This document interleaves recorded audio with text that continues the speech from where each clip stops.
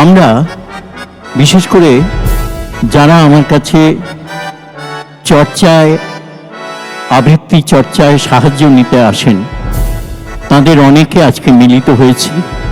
আমরা সকলে আজ শিখা রায়ের লেখা কবিতা আবৃত্তি করে শোনাবো আপনাদের, পাঠ করে শোনাবো আপনাদের। রাজা ধ্রুপদ পুত্রের অভিলাষে যজ্ঞ করলেন, পেলেন কন্যা কৃষ্ণাঙ্গী অপরূপা, কাজল কালো কুঞ্চিত কেশদান কোটি ছুঁয়েছে। লোকে বলল যজ্ঞ থেকে যেন উঠে এসেছে। কালক্রমে রটে গেল সে বন্যী সম্ভুতা। আসলে তার দীপ্ত তেজ, দৃঢ় কর্তব্য নিষ্ঠা, অপরূপ লাবণ্য সমকালীন যুগে ছিল বিরল। অথচ সেই রূপের আগুনে পুড়তে যাওয়া পানি প্রার্থী রাজপুরুষগণ স্বয়ংবর সভায় যখন পরাজিত হলেন, ঈর্ষার বীজ বপন হল হৃদয়ে, যা রূপ নিল প্রতিহিংসার। আর যে ছদ্মবেশী তৃতীয় পাণ্ডবকে হৃদয়ের অধীশ্বর করলেন, তিনি মাতৃভাগ্যার অজুহাতে মেনে নিলেন আপন প্রেয়সীকে ভ্রাতাদের বধূরূপে।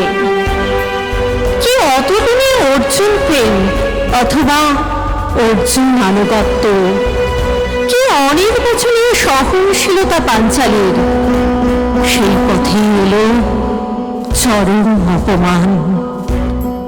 আলুলায়িত কেশদান যখন লম্পট দুঃশাসনের হাতে মুষ্টিবদ্ধ, নারীর লজ্জা আবরণ ভরা রাজসভায় প্রশ্নের মুখে নিরুচ্চারিত কোন প্রতিবাদের ভাষা।